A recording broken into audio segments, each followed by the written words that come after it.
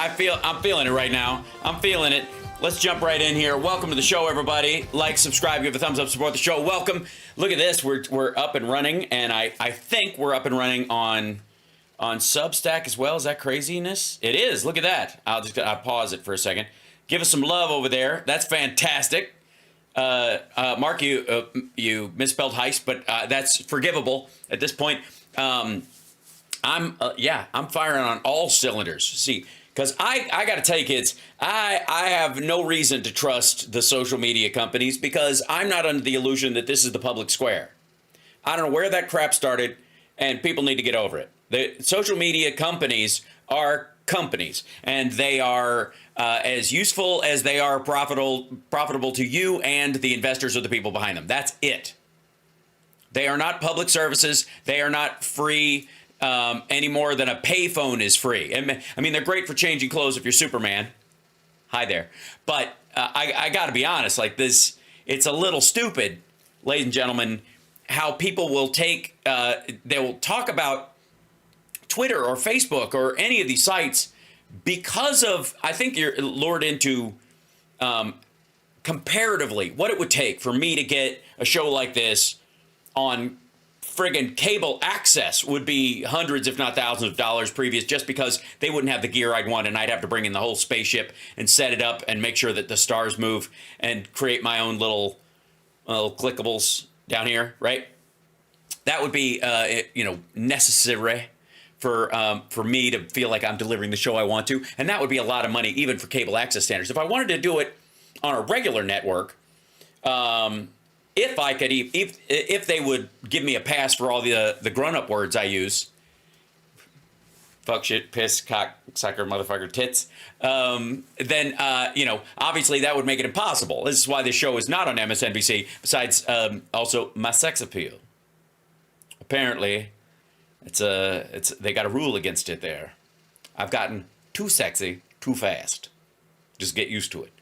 But the idea is like just the ability to do this is so extraordinary that to kind of write it off as like, because it's kind of free compared to the tens of thousands, if not millions of dollars you would have had to pay for a similar service to interact with somebody on a television show and all that kind of the impossibility of it heretofore. In that, I would argue, and by the way, let me bring in the chat room because I think you guys should be a part of this.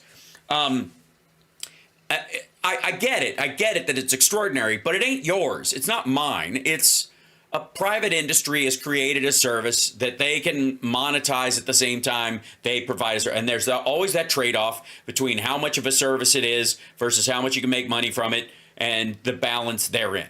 And that's always going to be there for private social media companies. And until we have, like, because America and Al Gore gave the world the internet, a cable access version of social media where every American citizen, because of the grace of their social security card, is allowed to have a channel of their own, which we're not far from that if you've watched Videodrome.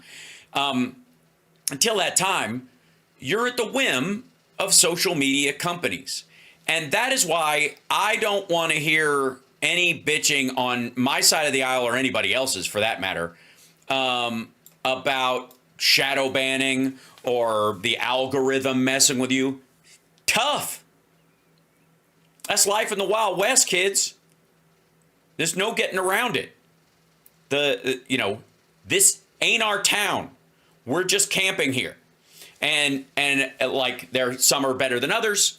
Obviously, the system that Blue Sky is built on is freer than all the other systems because you own your stuff, you own your account, and if you decide to shut it down one day, you can take all the stuff that's involved in it and put it someplace else because it's basically on the Mastodon architecture, and that means the open internet. Threads is also in a similar system, except it's under the TOS of Facebook and Meta and all that kind of stuff, but it still basically works the same, that if you have if I allocate my address on Blue Sky, which is @halsparks.com, because I have that website, I can move my account anywhere I want and access through multiple Mastodon type interwebs using that address. That's the future. That's the way it should be. That way you can have your own website. And if you don't have one right now and you do any of this kind of stuff, get one, will you? Just go squat on your name, even if you haven't done it yet. good Lord, if at this point, I don't understand why if people have a child, they don't just get thechilds.com just as a birthday gift, just a literal birthday. So anyways, the point I'm trying to make, if I am trying to make one at all, is that we serve at the whim of the interweb gods. And so I will, on the one hand, I'm not going to trust any one site, put all my eggs in one basket, because that's stupid. It also helps them, the more stringent they are with their choice of where you can park your shit. And they're like, if you can only park it here. If you don't park it elsewhere, eat me. It's just dumb. Why would I do that? Just so you can shut me down later? Because that way, let's say I take my whole fan base, my followers, everybody, and I move them into one garage, and then you blow the place up. Forget it. It's dumb. So the goal should be your show, your message, yourself, your account is your shit, and you should be able to tendril it out to wherever you want. So that's what I'm doing all the time. Long story short, too late. We're live streaming vertically. And I'm sorry I can't do it horizontally. Substack. On Substack and Instagram, vertical. And on all the other sites, horizontally. Yes. I'm just feeling that way because I have a very Morris Day feel, kind of mustache going on. I understand. The rest of me screams Sturgis. And when I put my hair halfway back, it's like Elf at Sturgis. I get it. And I'm okay with that. Georgina says, just can't lose you, Hal. I'll follow you anywhere. Well, Georgina, I feel like that's my responsibility. You shouldn't have to follow me anywhere. I should go to you. You have a site. You have a place you want to, engage in your social media poison of choice. Aces. Knock yourself out. I give a shit. Right? Because the key, more than anything, ladies and gentlemen, the key is that you cannot rely on billionaires and gazillionaires to subsidize your existence. Just, it would be nice. Sure. But you just can't. And Bobby, you absolutely can comment. But it depends on what you want to comment about. And thank you guys for the super chats and the memberships. And I am not, for the Substack new folks, I don't paywall anything. So if you're looking for extra stuff by subscribing that I don't say to other people, fuck that. I don't do it. I think the whole point is if you believe in a message, it should get to as many people as possible, and people should only support it if they want to extend that message, not have special access to it. So anybody who has their behind the paywall members only half of their show can fuck off. Other than that, I have no opinion. Now, that said, should we get on with the show? I have been all afternoon. I've been blushing at the impact that my show on Friday and the show on Saturday on the radio show, House Sparks Radio program, Mega Worldwide, where I dedicated the first hour of the show to the fact that Doge is a heist. Ladies and gentlemen, hashtag Doge is a heist. It's a heist. They're not working for free. They're getting paid in the back end. All the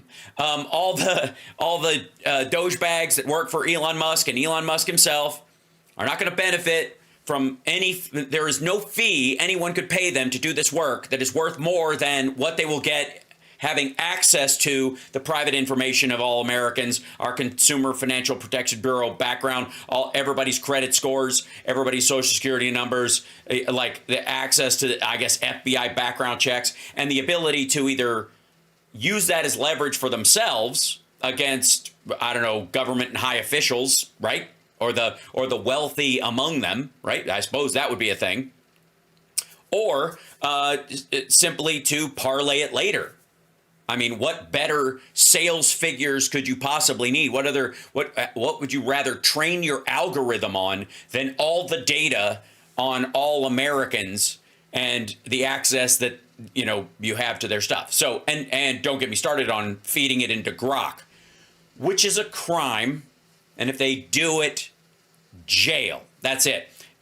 But the question is, will, Dan Bongholio and Kash Patel, Captain Cuckoo Eyes, will they bother to go after them, or will they fear the dirt that Musk and those guys find on them when they get their files? Information being power in this situation, is that the biggest part that they're scared of? So I went over, let me see if I can bring this up right now. And by the way, while you're at it, hit the like, especially, thank you, not this dummy, not today. It's a great name on there. And thank you, Andrea, for popping onto the Blue Sky and letting everybody know what my, onto Substack, and let them know what my Blue Sky handle is. But I was looking at, let's see, where is it? Earlier today, we didn't get a chance to look at I think the third segment of Trump's Elon Musk interview, and I want to address a little bit of that today as well, because we didn't do that third part of it. There's also something. Yeah, here it is. This is the one I wanted to show you guys prior out of the gate. Okay, so let's start out. Let's see. Okay, her name is Whitney Webb. That's the name. Okay, so ladies and gentlemen, let me present to you. For those of you who don't know, this is Peanut Butter Dickhead. I only go by his initials, PBD. Also, why are you using both letters in a hyphenate? As a man. Why wouldn't it just be PB? And then you should have a sidekick named Jerry, and your show PB and J, and it could be the PB and J hour. And then the funny part is, you guys would have to keep on brand, eat PB and J the entire time, and then you would get jelly on your fingertips, or honey and banana if you're feeling Elvis that day. And then every time you try to pick up a piece of paper, it sticks to your hands. I think that would be great. And then we wouldn't hear the rest of the interview because of all the extra noises that would come from. So Peanut Butter Dickhead has a woman on his show. Her name is Whitney Webb, and Whitney Webb has written multiple books about Jeffrey Epstein. And she's probably more dug in on this stuff than anybody. And if you listen to her talk, like, it is the ultimate conspiracy. Like, everybody's attached to this, and it's like it's some underground Mossad. Overwhelming the CIA, blah, blah, blah, controlling everyone, and that there was a two-tier setup. I don't know if she talks about it in this one. There's a two-tiered setup between between Epstein and the underage girls, and Epstein had his own corral of age women, including Selena Middlefart, Trump's girlfriend he was dating. No, I'm not kidding. That's her real name, Middlefart. Trump was dating her before he dated Melania, who he also met through Jeffrey Epstein and Ghislaine Maxwell.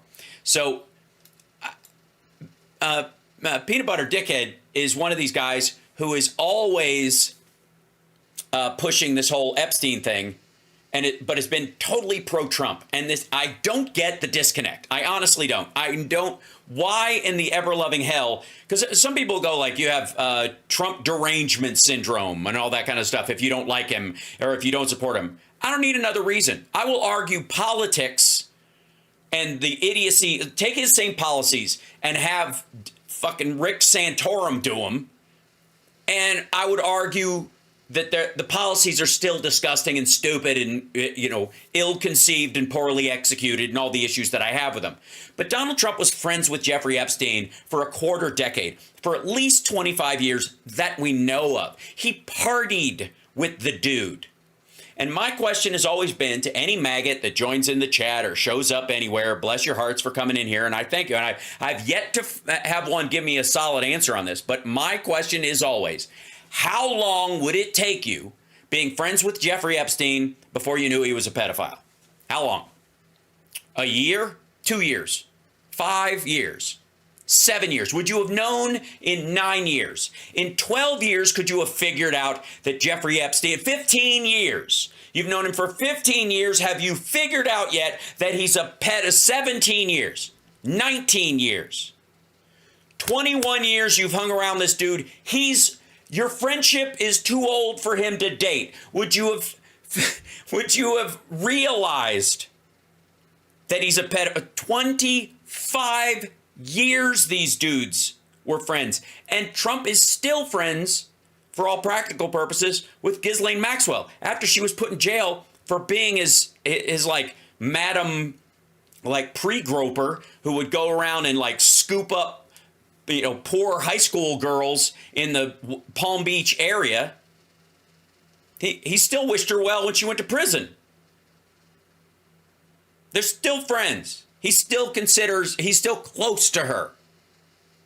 How long would it take you? How long would it take you? And then, here's the other thing. How long after you figured it out, and this is the moral question, would it have taken you to do something? Let's say you didn't know in the first 5 years. You didn't see him that much. And you heard some rumors, but people don't like people who are rich and they blah, blah, blah, right? 5 years. But then in the 6 years, the 6th year of hanging out with this person, you went to another party and you're like, wait a fucking second, hold on. I recognize her. My daughter goes to her high school. Hold on. How long? 2 more years?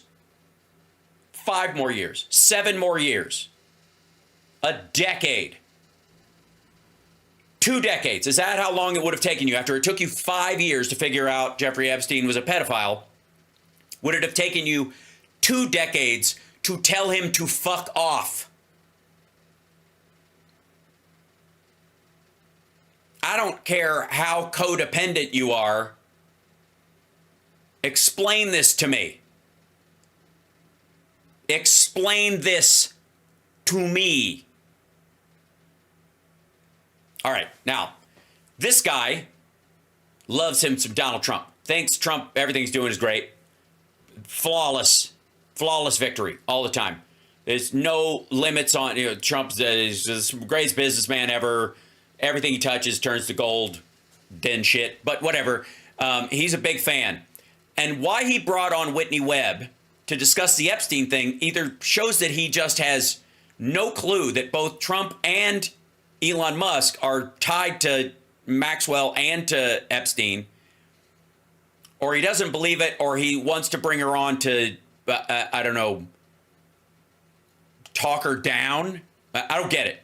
Let's see. When I see, the questions with Elon Musk is, hey, he announced a CEO, the new CEO that's coming, the ex-NBC Universal lady who comes in and, World Economic Forum, everybody's losing their minds. I asked a question. I did a poll the other day on Twitter. Rob, if you pull it up. Oh, by the way, who he's talking about is that Musk brought in a new CEO to run Twitter, and she worked at the World Economic Forum, and she used to do media for Universal Media Group, and everybody considers her a friend of Klaus Schwab or all that shit. So they're like, why her? Because you're a sucker? That's why? I said good hire, bad hire, let's wait and see. Good hire was 6%. Wow. Bad hire was like 20-something%. Let's wait and see was like 60-something%. Okay. Why did let's wait and see was 60-something%? Because he asked his followers. His followers are always going to give Musk and Trump the benefit of the doubt. It's not even a real poll. I mean, it's a Twitter poll anyways, but it's also not a real indication of how the public feels about it, but he kind of thinks there is. Again, I always go back to that line in Mindhunter where Edmund Kemper is being interviewed by the guys from the FBI, and he says to them, it seems to me all your insights about serial killers have been gotten from the ones you've been able to catch.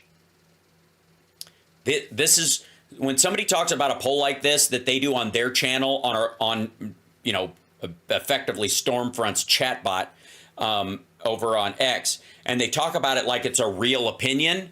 Yike. Right, on what people want to see.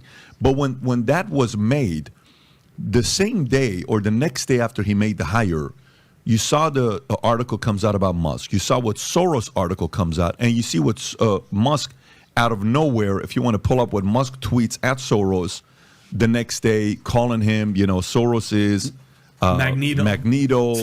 And then I didn't see that. Oh, you didn't see this? He says Soros is Magneto. I may have been traveling when this happened. Yeah, so. I'm sure. So he says, Soros is. Yeah. By the way, for the record, Magneto in the X-Men thing, especially in the new version of how they were telling the story, became the sort of Malcolm X to Professor X's MLK. That that they both believed that that mutants should be free, but Magneto believed that you were going to have to wipe out the normies to do it, right? And that they can't coexist. That was Magneto. Guess which one of those people in that storyline MAGA sides with? You think MAGA goes for the Professor X version of how life is, and that you can share the world with people who are less powerful than you, or do you think they themselves think Magneto was right? So even on on the level of being like culturally stupid, Musk doesn't even have a grip on what his own followers feel about the story. Magneto, if you want to show this tweet, Soros reminds me of Magneto, right? And this thing just takes off 42 million views on this tweet. Yeah, that's how many bots are on the channel. Again, you don't actually think this is real, do you? Yeah. So everybody's responding. I can't believe you said this. He's trying to do this. The reality is Magneto was also a guy that dealt with the Holocaust, and the story is a survivor of it, and that's kind of what he's going through. So it's really a cause behind it. Anyways, so my concern becomes when somebody that's been, here's what I'm for this, I'm for that, I'm for this, we got to get off of advertisers. We got to be doing all subscription. All of a sudden, you bring in an advertising agency, a veteran in the marketplace to go and get advertisers. And she's a BlackRock, edifying Larry Fink, edifying fake news is not real. Yeah. Am I mean, this is a weird question to be asking, but am I a complete fucking sucker? Yes, you are. Yes, that's the question you want to ask. Are you a gullible asshole? Yes, you're a gullible asshole.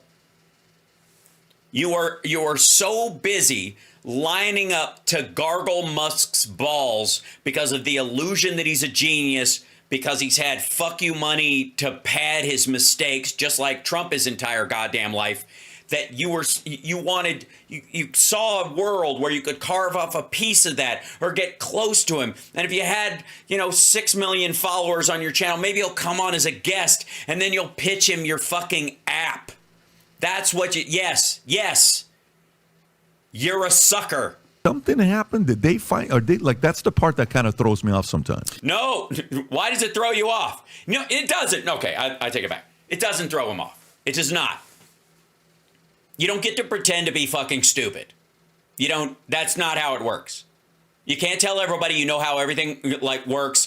Dear God, his videos on China are some of the dumbest shit I have ever seen in my life. Next to the videos he puts up about AI. Woof. Idiocy.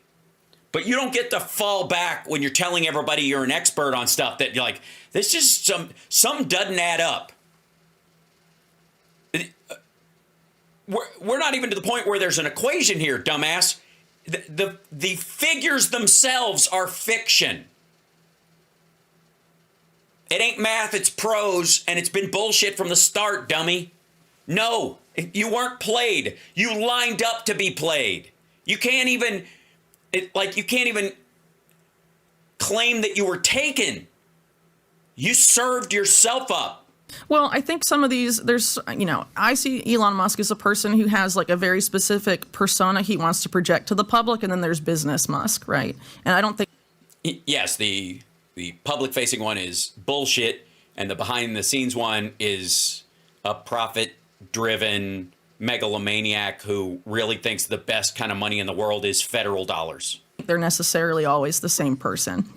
So, for example, Elon Musk, a lot of people maybe forget, he's a big military contractor. And also, the Space Force, that's also an intelligence agency. So he's technically a military and intelligence contractor. In order to keep your contracting business with those things, there's certain rules you have to play by, and certain things, I would assume, you can and can't say, or you'll lose those lucrative contracts. And if you look at someone like Elon Musk and his business history, a lot of his companies would not have been successful, would not have been successful without significant subsidies from the government. Can I just thank you, Whitney Webb. Thank you, Whitney Webb, for saying those words on this channel to those assholes. The only company that Elon Musk has that does not require federal dollars to stay afloat is the one that's sinking, X. Twitter doesn't turn a profit. The profit for him is in the manipulation of the political electorate so that he can get his federal programs and payments everywhere else. It's a device. It's a necessary means to an end, but it itself is not in any way profitable. And on top of that, he didn't buy it. Can we do that too? Can we settle that bullshit once and for all? Elon Musk did not buy Twitter. Elon Musk leveraged some of his stock from Tesla, which ain't worth as much as it was when he leveraged it, took some cash he had on hand, borrowed some money from banks, and then got the Saudis and Sean P. Diddy Combs, who he had on speed dial, to throw money behind this effort. That's right. Elon Musk doesn't own Twitter. He co-owns Twitter with MBS and Diddy. Think about that. And remember the whole like Diddy stuff, and that they're business partners in terms of, I think, $1.2 billion that Sean Combs kicked in on this deal with Sean Combs Investments, or whatever the fuck he was shepherding his money through. Yeah. If you're using Twitter right now, if you're a user of Twitter right now, you are subsidizing Musk, and you are also subsidizing P. Diddy's defense. You are paying, that's where the money to pay his lawyers is coming from. If he makes any money off of it from you using Twitter, you're paying his lawyers. You're paying Diddy's lawyers right now. And it's not even like, well, OJ, so I won't rent a Hertz car because he used to. No. This is direct. Again, people are like, I didn't know that. Really? Really, kids? Hold on.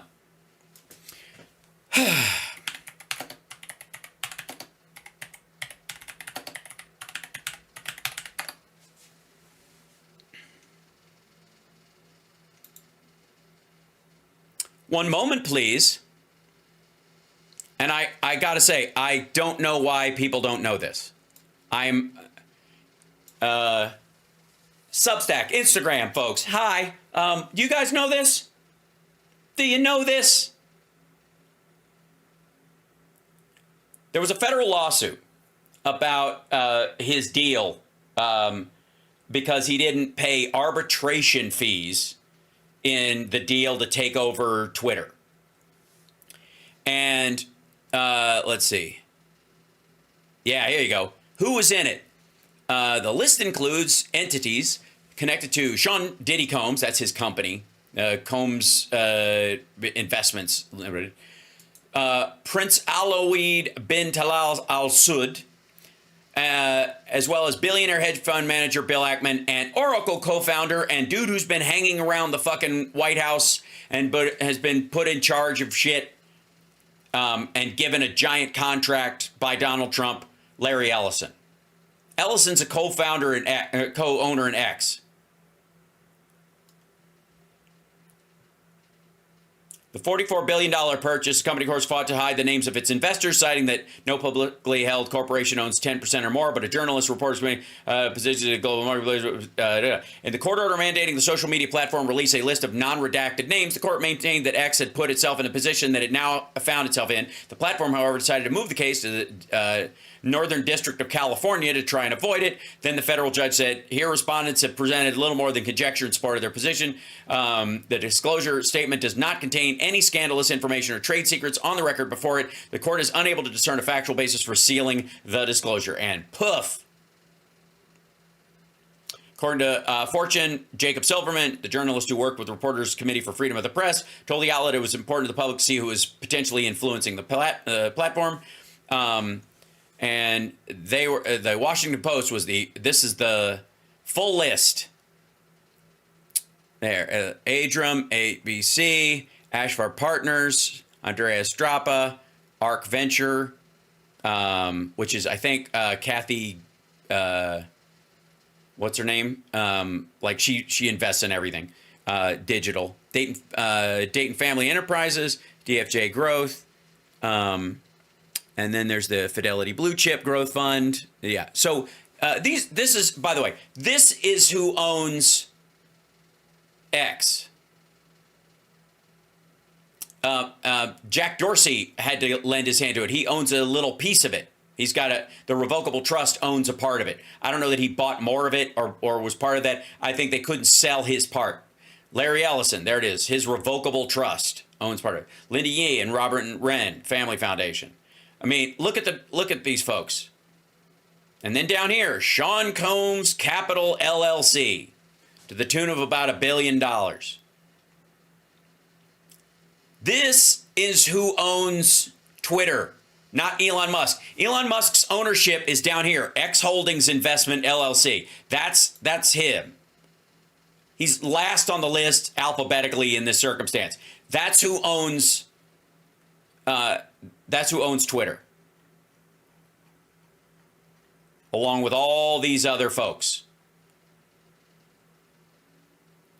The Chung and Chen Family Trust, Brookfield Project, Bandera Fund. Also, yeah, his as a personal owner, this is him too. Elon Musk as a trustee of the Elon Musk Revocable Trust from July 22nd, 2003. So he used money from that irrevocable trust basically to pair it to that, I guess. Fidelity Contra Fund, these different versions of them. These are also shuffled. A lot of this is this is the hidden money. This is the Russian money right here. Fidelity Securities Fund and all this stuff. They're using these to we'll do it through a Fidelity fund. So you don't have to say. So it's the New Insights Fund, sub A and B. The Contra Fund, so that's how people secondarily hide who they are. So welcome to the day. Where can you find that document? I will, as a matter of fact, folks, I'm going to post this little fella in the chat and on the Substack in the chat right there. Dink, there you go. That's the link. And I will also put it in here. Let me close this guy down to get out of here. Where's my chat? There you are. In here, guys, I'll pop it in the chat for you guys to see. This is the owner. This has a list of the owners of Doink, that right there. That link right there that I just posted. That's who owns X. Aren't you so glad you watched the show today? Aren't you so glad that I present you with these kind of details? Isn't that nice? Isn't that awfully friendly of me to do that for you? You're right. Okay, now let's go back to here. Whitney Webb, as she's just deflating balloons all over Peanut Butter Dickhead's studio. So, I feel like in order to get those deals, there's certain rules you have to abide by to an extent, at least when it comes to your business decisions and certain things, right? So maybe he wants to project, this persona of I'm one of the bros, I'm one of the guys, I believe in free speech and all of this. And certainly when he bought Twitter, that's what he said. But then it became, oh, yeah, free speech, but not freedom of reach. And now it's sort of changing again with the appointment of this new CEO. And again, I don't really have any high hopes. And I didn't necessarily when Musk bought Twitter, just because I tend to be kind of skeptical. And I guess you could probably say cynical about these types of Okay, so this is Linda Yaccarino. This is who became the CEO, and this is her World Economic Forum page, and they're popping it up on the screen. And you can just hear the Trump boners starting to wilt all around that room. That suddenly it's turning into their dicks turn to butter. hearing that their hero, Elon Musk, might be full of shit from the jump. Types of people. And, I personally, just from my own, experience with Epstein research, I have found Musk not to be very upfront about some of those connections there. So, for example, yeah, don't get me started on Chomsky. He'll be like, a lot of people like to bring up the picture of him and Ghislaine Maxwell from 2014. He'll say he was photobombed and all of this. But he won't bring up the fact, well, at least reporters seem to have forgotten, that Kimball Musk, his brother, who's on the board of Tesla and SpaceX, was introduced to a member of Epstein's entourage who had dated Epstein and lived at the apartments on 301 66th Street East, where all these traffic girls lived. A girl from there starts dating Kimball Musk, and somehow Epstein is allegedly granted access to SpaceX facilities and tours, and then is allegedly advising Tesla, according to the New York. Man, PBD over there is pretty fucking quiet. What do you think you think those guys are going to go, now hang on a second. I've met Elon Musk, and he doesn't come off as a guy who would be a friend of Epstein's. You've met Trump too, and you somehow think that he isn't, and he is. Times reporter James Stewart, who was told by someone else that Epstein was advising Tesla, and then goes before Epstein's 2019 arrest and most of his public infamy, goes and asks him about if the rumors were true, and Epstein says yes. And this is during a time when Musk is saying he's trying to secure capital to take Tesla private, I believe, and this was allegedly involving one of the Saudi wealth funds of the Saudi government. Yeah, same guys who helped him buy Twitter. And at that time, Epstein was a very, very close advisor to Mohammed. And I gotta say, credit where credit is due. PB Dickhead and those guys at the show are not afraid to pop these things up all of a sudden. I don't know how you dodge this stuff, though. Bin Salman, who had recently come to power. And if you remember back to when the Epstein story the scandal sort of broke in 2019, it wasn't just talking about his townhouse having all these pictures of him and Clinton. There were a lot, probably as much as Clinton, of Epstein with MBS, Mohammed bin Salman. What's the relationship that's pretty random for a Jewish businessman with maybe ties to the Mossad to be doing business with the Saudi kingdom, MBS? Yes, but Mohammed bin Salman was brought to power in a way that was very uncharacteristic for Saudi Arabia. There it's not father to son hierarchy, right? It's like seniority within the royal family. Usually it's like elderly uncles that become the next crown prince and whatnot. And he was very young, in his 30s, when he came to power. And he hammered out things like the Abraham Accords with people like Jared Kushner. He was texting Jared Kushner all the time, who, of course, has a very close relationship with the Netanyahu family, for example. So, again, that seems rather uncharacteristic as well. And it's very possible that, given the geopolitical plays in the Middle East and North Africa, a lot of that often has to do with, people that are either for or against Israel.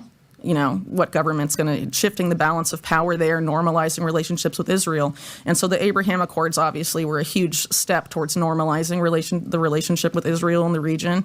And they may have seen, there's this upstart prince that's really ambitious, and if we can get him in, then maybe he'll help us push that normalization just a bit further. Also, he's trying to get away from oil, and Saudi Arabia now has two streams, two possibilities to salvage the country from the resource curse. The primary one was that it was always oil, it was about oil, and they could hand out money willy-nilly. But now they hit peak oil a lot earlier than people think. Their output is very low comparatively. They have used a lot of faux posturing about we're going to tamp down on the amount of oil and we're going to, to jack up the price and all those kind of things. They've been fucking around with that for a while, but the reality is they're actually doing it because they don't have the oil to sell. So it's a more limited resource than they're letting on, essentially. And so they have two options. One is Mecca and Medina. Every Muslim in the world, there's 1 billion plus of them, that have to at some point in their life go to Mecca and Medina. So you're guaranteed, and that's without the free repeaters, that you're guaranteed this audience of humans that have to come to your country as tourists, and you make them stick around for 5 to 8 days, and you can milk the shit out of them. And there's your, That's your baseline. That keeps the lights on, right? And the rest of it is they took what money they did have left over in their sovereign wealth fund that was coming from the oil, and they started investing it in tech and upstart stuff, just seeing if any of it would pop off. They also were one of the first countries, Saudi Arabia, to give robots and artificial intelligence citizenship. Now, why would you give an AI or a robot citizenship? Well, because under that same rule that gives them citizenship, you also tax them at 100%. AI and robots are taxed at 100% in Saudi Arabia. Meaning, you take this robot, you take this computer, and you turn it into a crypto mine, and every cent it makes, basically mining crypto gold for you, you get to keep because you tax it at 100%. Anybody who comes there and tries to do that, you tax them at 100%. Got it? Okay. It's a scam. They don't think robots or AI are going to be conscious anytime soon. They want 100% government funds from the slave labor. So, there's a lot of question marks there, but it seems to me that that may have been something to do with it. And I also think this might be the thread to pull on to find out the real reason Epstein was arrested in 2019. Because if you think about who MBS took out, Mohammed bin Nayef, that guy was very, very close to John Brennan, who was the CIA director. And John Brennan was very unhappy with MBS's rise to power. And if you have Epstein close to MBS, John Brennan, who's also a big guy behind Russiagate and all of this stuff, and around MBS, you have Kushner, right? You have Epstein. It seems like there's two intelligence-linked factions sort of duking it out. And if Epstein was on one side and the other side sort of wanted to send a message to that side, This is the article I think you're talking about. Jeffrey Epstein claimed he was helping Elon Musk find a new chairman for Tesla. This is one of the stories. Yeah, that's one of the stories. But again, to me, there's two different stories. Yeah. Now, this is the part where this guy picks up the shovel and tries to dig himself out. This is Whitney Webb. She's written a couple of books about Epstein. She's on this all the time. You see her interviewed online. She just goes, that's all she does all day, every day is Epstein details and who he's connected to and all that kind of shit. Meanwhile, watch him try to mop up the turds behind Elon Musk and Trump. The one is, I did business with this guy. And Kimball, right now, I think he's got a vertical farming company. He's doing a whole different thing. This is before. This is before that, yeah. So two different things. So one, for example, I'll give you a crazy story. So I first come to Florida, okay? I'm doing a project, and it's called Mafia States of America. We're having it with all these ex-mob gangsters and people that are in that world. I go to this restaurant, Casa D'Angelo. First day I go there, the person I'm having dinner with is Michael Francis. Michael Francis was one of the top earners in the capo. He was a capo in the Colombo family. And he comes in, and this Casa D'Angelo place is ran by Italians. So they know who he is. Buonasera, they're talking to him, and we'll grab a seat. The next day, I go there with Chaz Palminteri, the actor from Bronx Tale, and he's done a bunch of mob movies, and he looks like, so he's got a incredible one-man show.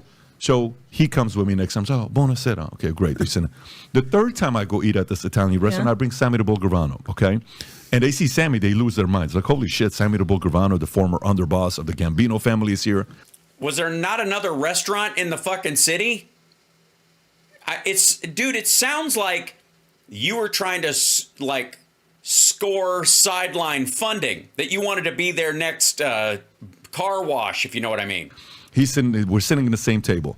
By the fourth time, they thought I was an Italian gangster, okay? And I said, no, I'm from the Middle East. I am not. I'm just interviewing these guys because I have a relationship and I'm interested in that world. So, oh, man. So this is going to be his way of saying, look, just because you're Jeffrey Epstein, and just because you go to dinner with 4 guys from Epstein's circle 4 nights in a row, that doesn't mean you're part of that world. We're doing a documentary, a show on this. So the challenge becomes sometimes when you're seen, people love to jump to conclusion and say, well, this is what's going on. The part I want to isolate is the following with Musk. Oh, man. Yeah, sure, he hung around with him for a long time, and they did business together and some of his money. I mean, but he didn't do any of the bad stuff. He didn't get on the Lolita Express and he went down there. He just took the guy's money that he made, I guess, leveraging politicians and rich people by, pimping out little girls. He just got that guy's money. I mean, he didn't do it himself. He just financially benefited from it, which is totally an innocent thing to do. Fuck off. I think what Musk is doing, 100% there's the argument of what he's taking from public, government funding, SpaceX, all this other stuff, even Tesla. He has to answer to that. And that's part of, capitalism where you're getting money, all this stuff. That's a different story. No, it's not capitalism. No, but part of capitalism is you get capital from private sources. That's not the capitalism. That would be the socialism part, stupid. And it's fascinating that, when Obama and them were trying to help solar companies, they're picking winners and losers. But when you like Tesla, suddenly they picked a winner, so you ignore the whole fucking thing. The part that I want to isolate is him being linked to what Epstein did with the girls. Did you know? Yes. Did you do business with the guy? Yes. Fuck you, you're linked. What are you talking about? No. No.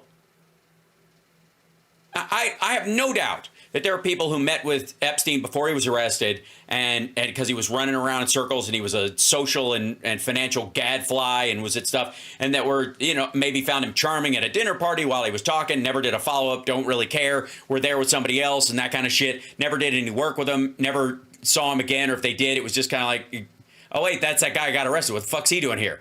But no. If you did business with the guy during the time you knew what he was doing, you don't have to participate. You're an accessory after the fact. How do you like that? That's something. Ask your fucking mob friends. Fuck me. Ask your fucking mob friends. Go see those guys again and go, if you saw Epstein around, and you talked to him and stuff like that, wouldn't mean you were doing stuff with him, right? It wouldn't mean that your daughters were over there. It would just mean you knew the guy and maybe he had, a money deal with him or whatever. Do you think the mob guys would be okay with Jeffrey Epstein scooping high school girls out of West Palm Beach and selling them to Prince Andrew and people? You think the mob goes in for that kind of shit? Ask them, you fuckwad. Next time, God damn it. Go ask Sammy the Bull Gravano if he has any fucking standards whatsoever.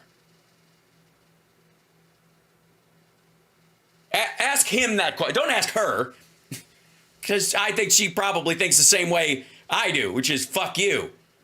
Go call those mob guys. Go, hey, if I was hanging out with, if I showed up at dinner 4 nights in a row with Jeffrey Epstein's business partners, what would you guys think? They would go, are you doing a documentary about him? No. Then I think you were one of his boys. Hey, did Musk do a documentary about Jeffrey Epstein? Did he help the information about Jeffrey Epstein get out in the years that he knew him? When he saw fucking Ghislaine Maxwell at multiple parties and they hung out and his brother was dating one of the girls that was in an apartment nearby where these underage girls were kept like a fucking barn. There is nothing there with Musk. No, not that I've seen with the girls, right. But there are significant business ties. And what I just mentioned is part of that. Another part I cover in my book, it's related to these brothers that worked for Epstein and his brother Mark Epstein at OSA Properties, which has been tied to the sex trafficking operation, those apartments I mentioned earlier, owned by OSA Properties. So one of these two brothers, Jonathan Barrett, that worked directly for Epstein and then worked for Mark Epstein at OSA Properties, works for this company called Luminous. And Luminous is an affiliate or related to LS Power. LS Power is a major supplier to Epstein. And a lot of these directors for Luminous, for example, are the same people that were directors for the special investment vehicle that Epstein had with Bear Stearns called Liquid Funding. And also... That's the one they got... that Bear Stearns got sued over. in investment vehicles and companies tied to Glencore, which is Mark Rich, who's a well-known affiliate of, pretty much openly referred to as a Mossad asset and stuff like that. He was a commodities trader, a fugitive from the U.S. for a long time because of helping Israel avoid the oil embargo of Arab nations. But for example, he was pardoned by Clinton really controversially. Allegedly, this was due to a lot of pressure put on Clinton by Ehud Barak at the time, and things like that. So anyway, you have sort of those shared connections and the Kimball Musk thing. And then you have a woman.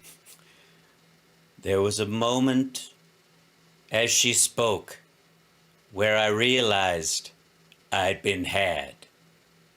But luckily, I'm great at bullshitting myself, so I pushed it out of my brain and went back to defending Musk and Trump with everything I had. Named Nicole Junkerman that I wrote a lot about in the book, who has invested in recent years very extensively in SpaceX.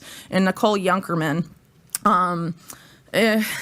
maybe I should backtrack a little bit before getting to Nicole. So basically, what I note in my book is that there's the sex trafficking operation of Epstein everyone knows about, but there seems to have been another parallel operation that he used for influence ops, I guess you could say, involving women, but they were of age. They were women that were well educated in some cases, and probably most of the cases, but at least a few cases we know about, Epstein financed their graduate education and helped connect them. They ended up marrying or dating powerful people sort of in his circle. So, yeah, by the way, a system that the Russians perfected on a grander scale, never mind the big scale of like rich guys. Their big thing was like hooking up pretty like middle class Russian girls with guys with access throughout the government and the military. I knew this one dude and I was like, dude, you're an attractive, fun guy. You seem nice to be around or whatever. There is no real reason why that woman would be with you. That is she looked like a supermodel, and it wasn't because you guys hit it off right away. She was assigned. So allegedly Trump is one of these guys, right? So his girlfriend before Melania, Selena Middlefart, Epstein was taking her Terrible with him. last name. Yeah. Horrible. I know. Horrible name. Well, she's Norwegian. Spell that. She's Norwegian, so maybe Trump means fart. maybe in Norway. It's like a P-F-A-R-T. No, it's fart. It's spelled fart. It's middle fart. Yeah, she's a Norwegian heiress, very tragic. attractive despite the last name, I guess. Yeah, so that probably helped her out. Good for her. That Yeah, was good. Yeah. but she and a couple of these other women that Epstein was taking to the Clinton White House in the 90s ended up marrying very powerful people. Yeah, there she is dating Trump. There's two pictures of her and Trump. And she dated Trump, and then allegedly Melania was introduced to Trump by Ghislaine and Jeffrey Epstein. Wow. They claimed that. Who claims that? I think it was either Ghislaine or Jeffrey Epstein. Yeah, Ghislaine had said it multiple times. At some I mean, they're at a party together. There's a bunch, those pictures where they're all four of them together. There's another picture, I'd have to dig it up, where of Trump and Ghislaine and Melania are chit-chatting in the background. point before their infamy. They're saying but that's how Trump met Melania. There's that allegation that they were introduced to each other, But the modeling industry thing with Epstein and Ghislaine, remember, this is before they were infamous, necessarily, at least publicly. And Trump likes models. I think we all know that. That's right? not breaking news. Yeah. But I mean, it's not like. Look at the crisis of confidence that Peanut Butter Dickhead is having right now. I've been assigned a job.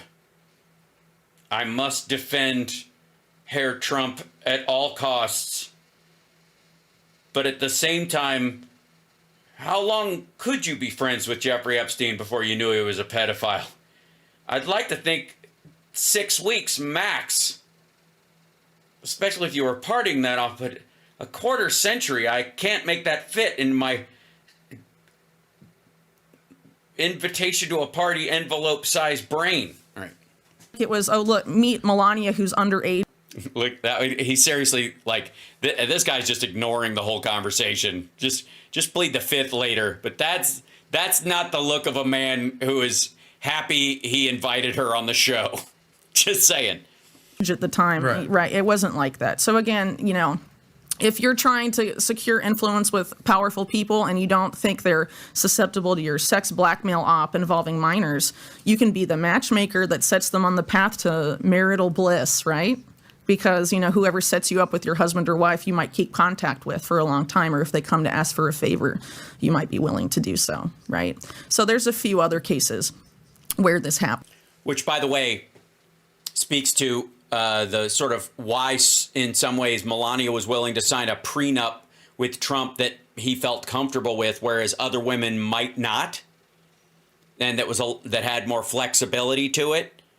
And the reason was she might still be getting paid on the back end, as it were. That's how you do it as well. So the Epsteins of the world, or whoever he's handling her for, they pay you, to be their insider with this person forever, or for a 10-year contract or whatever. If you want to stick with them, that's up to you. But for the first 10 years, we got you covered. And if you want to get out and they hold the prenup over your head, you can go, well, I don't have to worry about that. Fuck you, because they've got money coming to them. And one of these women is Melanie Walker, that we can talk about later, because she's part of the Bill Gates Epstein connection. This Junkerman lady, I'm curious. Yeah, so Nicole Junkerman appears to be another one of these women. So she's not an Instagram model? No, but she was a model. She's a former model, and now she is married to some Italian oil billionaire. Right. Very, very wealthy. He's much older than her, I think. I saw that. Yeah. He's 63 or something like that, 66. And she's very attractive, right? Ferdinando Bracetti Peretti. Yeah, something like that. Yeah. And so wait a minute, is that another guy that goes as PBD? Allegedly, Fernando Bracetti dickhead. There was this meeting in September 2002 in the United Kingdom at a home that is owned by Wexner, and Nicole Junkerman was on Epstein's arm with an unknown brunette woman and was passed off to these two U.S. senators that were there. And the allegation, the implication there, which this is right before the Iraq War vote, right? The allegation is that there may have been some sort of sexual blackmail occurring there. But why is Nicole Junkerman hanging out with Epstein and these senators at this place? It's a bit weird. And then and then Musk makes her hires her. There's some other business. And you know what? That's got to be totally a coincidence. That's got to be, because, sometimes you go to a restaurant, you're hanging out with Sammy the Bull Gravano, and you eat enough pasta over the week, and you start to smell like garlic, and everybody like, you Italian? You're like, no, I just smell like garlic because I've eaten here 4 times this week. What? Connections over the years. So, for example, Carbine 911, which is this sort of emergency 911 call center app or something like that, that's being sold all over the United States. It was created mainly by veterans of Unit 8200, which is Israel's signal intelligence agency. It was chaired, and one of their main investors was Ehud Barak, who, of course, we know by now was very close to Epstein. And Barak urged Epstein to invest, at least of what we know, at least $1 million into that company. And apparently Leslie Wexner also invested a lot of money. And at that same time, of course, Ehud Barak was getting a bunch of money from the Wexner Foundation. There was some weird stuff going on there. But one of the directors at the time when Ehud Barak was on the board, and Pinchas Bucharest, who's former commander of Unit 8200, and some of these other guys in this network, Nicole Junkerman's on the board of directors as well. And now she's invested in SpaceX. So she's one of these sort of Bond girls, I guess you could say, that was sort of around Epstein in this category with Melanie Walker, and now, You know what it is for me? You can't. Yeah, go for it, man. Pat, dude, do your best. You got one last swing at it, or I'm pitching the video because we get it. Try to fucking clean this up one more time.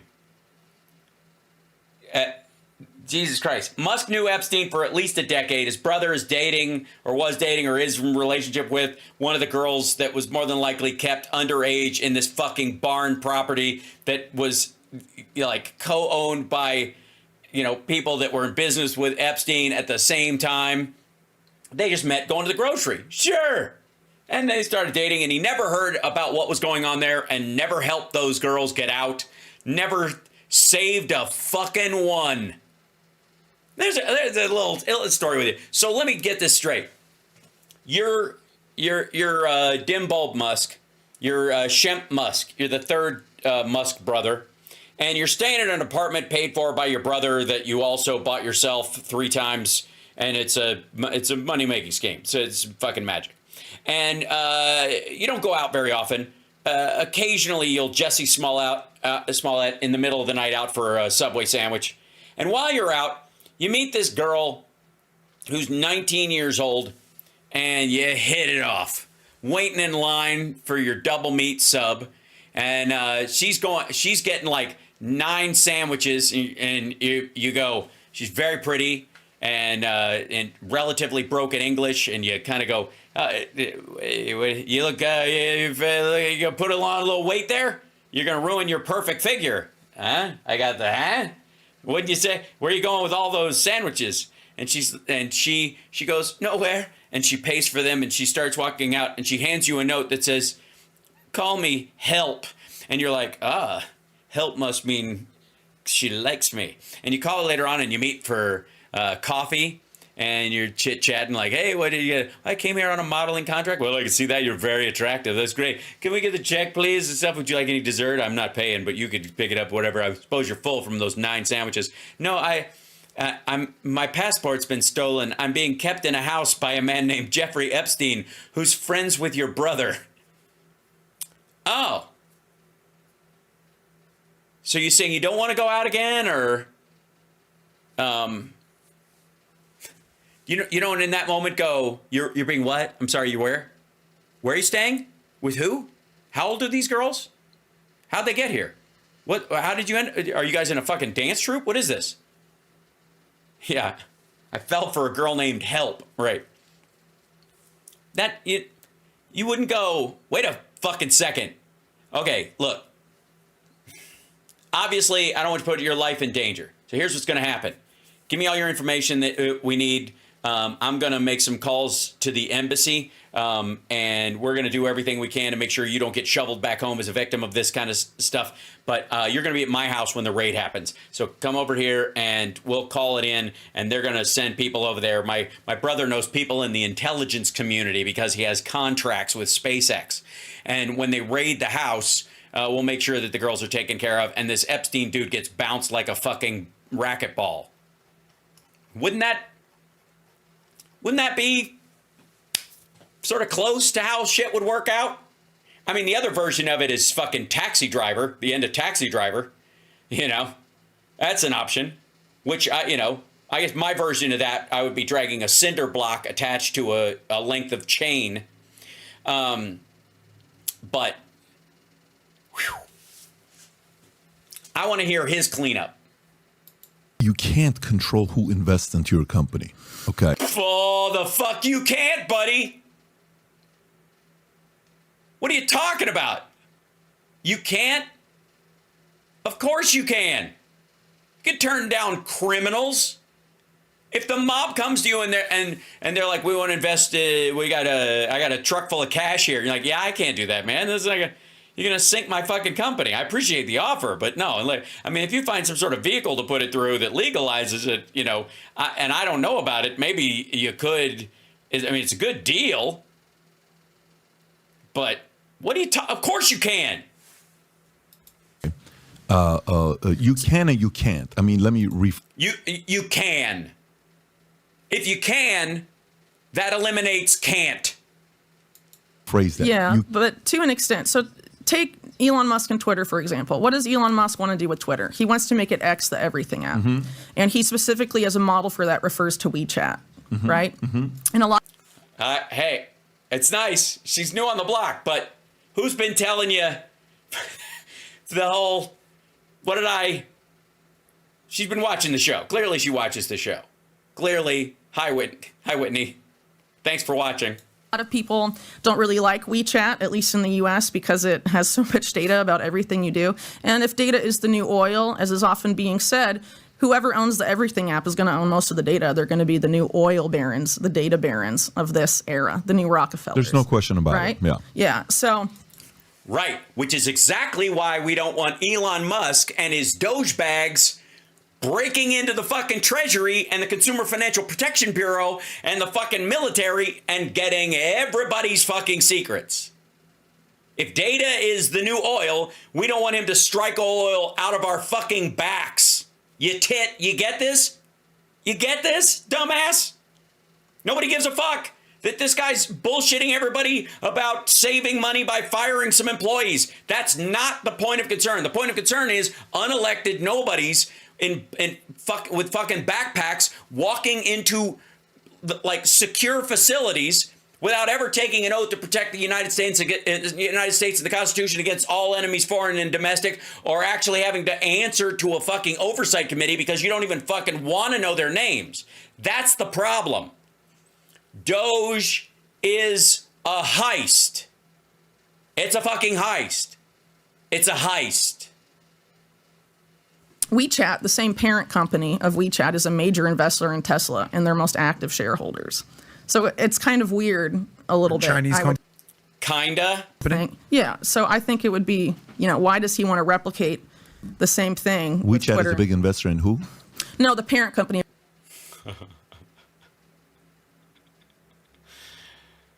It's another sad moment for Peanut Butter Dickhead.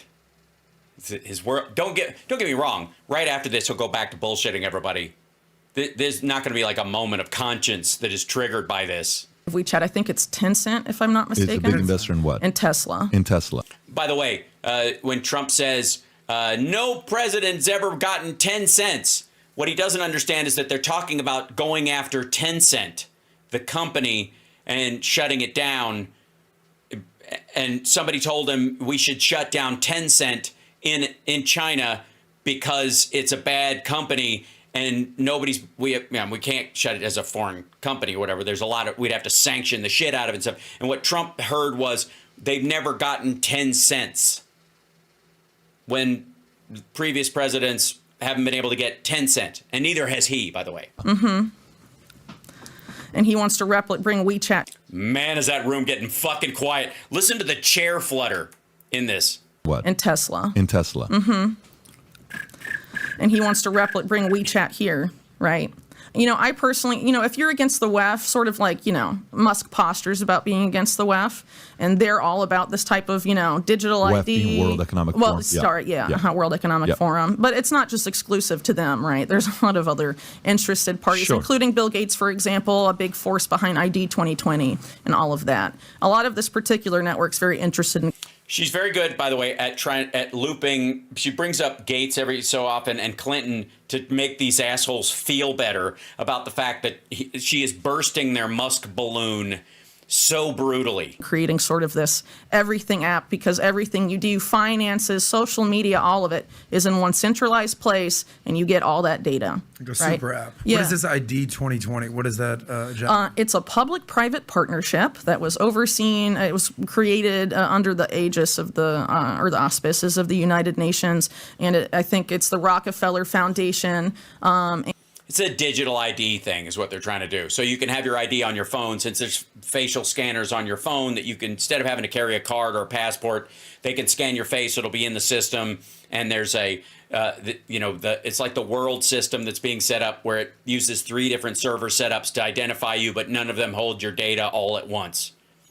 And it's some other nonprofits that were created by the Gates Foundation, like Gavi, the Vaccine Alliance. But Bill Gates is a big proponent of this whole digital ID paradigm, for sure. Yeah. But, I mean, the benefit of it, if you're one of these guys, you get all the data and you can sell it to security agencies. You can sell it to whoever. Also, if you'll notice, the ID 2020 thing has more to do with the fact that in the third world, there is no ID. So what they always link it to is like what I said, that it's like Chinese facial scans everywhere. But the world system, again, that is based on sort of a Western system, is that if there's one of these scanners and you put your face in front of it, it tells that you're a real person, because it can use like LiDAR and sort of some sensors to tell that there's real blood flow in your veins and your eyes are real, and they react honestly like a Voight comp in Blade Runner. It could tell you're a real person, but also the cameras on it scan your face at multiple angles, and there's a server one place that only holds this part of people's heads, and then there's a server over here that only holds this part, and then there's a code that you are the only one that has that attaches to all those images at once. It says, yep, that's them, and then it goes back apart. So nobody has access, nobody can recreate your face exactly for real, right? Right, because if data is the new oil, that's the way to make money. So you get everyone's data on that app. That's one thing. But at the fucking crickets when she's talking. It's so good. Same time, keep in mind, too. Like Roddy Piper's glasses. Put on the fucking glasses. Yeah, bit. Is a military and intelligence contractor. And historically, if you look at the ambitions of the national security agencies as it relates to mass surveillance, they have wanted a thing like that for a very long time. Have everyone's data in one place. We can know exactly what they're doing at all times. And then also there's this interest on their part as well of using AI to predict what will happen, sort of this pre-crime paradigm in a sense. Like Minority Report, where they know what's happening before it even happens. Well, it's... Yeah, not quite. Minority Report had 3 psychics in a swimming pool. This is pattern recognition. Piloted or has been piloted in the past by companies like Palantir, Peter Thiel, who did PayPal with Musk, right? The predictive policing. And actually, William Barr under Trump created a pre-crime program in the United States called DEEP under the. Oh God! You could just it's like the sound of balloons with the air leaking out of. Department of Justice that has arrested some people for their social media posts and stuff like that. Arrested for their social media posts? Under the guise that they're preventing mass shootings before they happen. Well, that was at the time. That was the big concern at the time, right? There's a part of that. There's a part of that it's a slippery slope. It is, but predictive analytics take data out. Like predictive analytics, if you want to go have a job that's going to be protected for you for decades, if you want to major in something that's going to be safe, go major in predictive analytics. Everybody's hiring predictive analytics. There's a form of predictive analytics that's without data. A teacher watches a kid in school and says, that's the behavior you're showing. This guy's capable of doing something. He's been caught with this, he's been caught with that. And they go and they talk to other teachers and say, let's keep an eye on little Joey. That's a form of predictive analytics to say that this guy's going to do something stupid or that kid's going to do. No, it isn't. No, it isn't. That's not predictive analytics. That's an opinion based on the habitual beliefs of that teacher about which kids have been successful and which haven't, and what they may have read in pop psychology for the last week or whatever. Predictive analytics is exactly that. It's data. It's a computer doing the odds, the mechanical odds of this actually happening. This isn't guesswork. This isn't opinion work.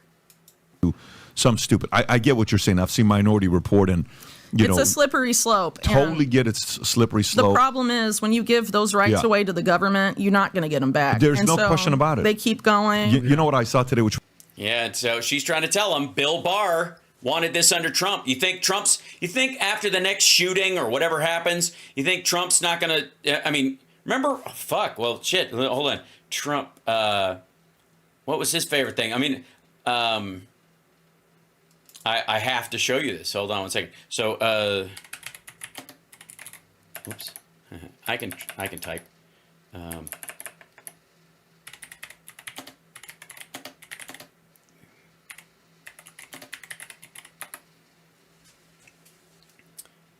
here you go. Yes, go ahead, Mike. Well, in the category, you've spoken about it, Mr. President, gun violence restraining orders. They're called. California actually has a version of this, and I think in your meeting with governors earlier this week, individually and as a group, That's Mike Pence talking, and to the left is Dianne Feinstein, who Trump farted on during this get-together. Spoke about states taking steps, but the focus is to literally give families and give local law enforcement additional tools if an individual is reported to be a potential danger to themselves or others. Allow due process so that no one's rights are trampled, but the ability to go to court. Notice how Trump, by the way, he does this all the time, looks up to the side when he's like, I don't know about that whole due process thing. obtain an order, and then collect not only the firearms, but any weapons. Also, 56 Nick Rich says, arm cross tough guy. I think he crosses his arms when he gets sleepy and he compresses his diaphragm and it makes him even more tired. So that happens a lot. He doesn't do this as like, oh yeah, I'm a boss. It's he feels cold and vulnerable. These are body hugs. Ask like any of those like body language experts. They'll tell you this is not a macho. The elbows aren't flared. He doesn't have his elbows flared out like this. He's hugging himself. He's cold. He's feeling lonely. Lonely. I'm so lonely. In the possession Or of that might individual. take the firearms first and then go to court, because that. That's it, ladies and gentlemen. There you go, peanut butter dickhead. That's your dude.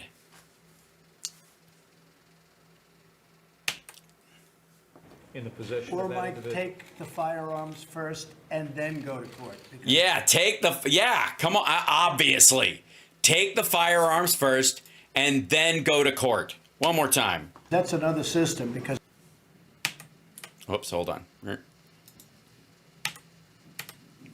Order, and then collect not only the firearms, but any weapons in the possession or of that might individual. take the firearms first and then go to court, because that's another system, because a lot of times by the time you go to court, it takes so long to go to court to get the due process procedures. That's it. That's your I'm the greatest thing to happen to the Second Amendment, dude, ladies and gentlemen. Maggots, come get your boy, because he still believes that.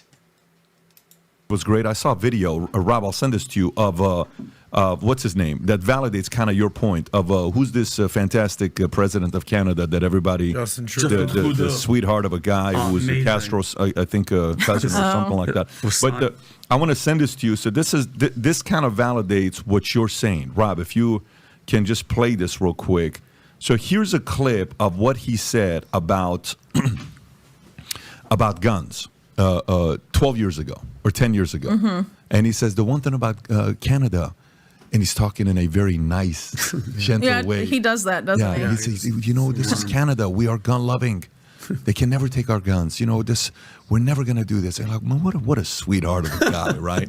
And then, 12 years later, effective today in Canada. We will, no more. What happened to this guy?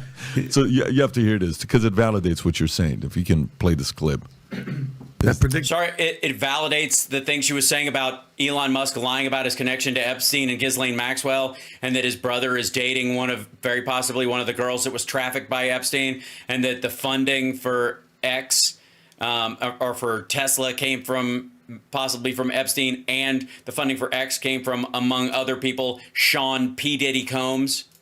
It's not letting you? It's not loading. It's not loading. Let me just play it from here. Well, while you guys are waiting, the other thing I want to add about this predictive analytics stuff. Go for it. No, go ahead. Is that the problem is a lot of these AI algorithms, they're not 100% accurate, right? So if you're making a decision of... Oh, and by the way, they end up cutting her off, and that's sort of neither here nor there. She goes into another bit about he wants to make it all about the pre-crime thing, and as a way of just, I guess, blowing off everything they spoke of about the fact that Elon and Trump were Epstein's friends and are still friends with Ghislaine Maxwell, and it was all bullshit. And also not successful businessmen, also like involved with people the mob would be disgusted by. Yeah, so 5 minutes ago. Totally, Doug. So yeah, he wished her well. Yeah, I did that song on Sexy Liberal on one of our virtual shows during COVID about how he wished her well.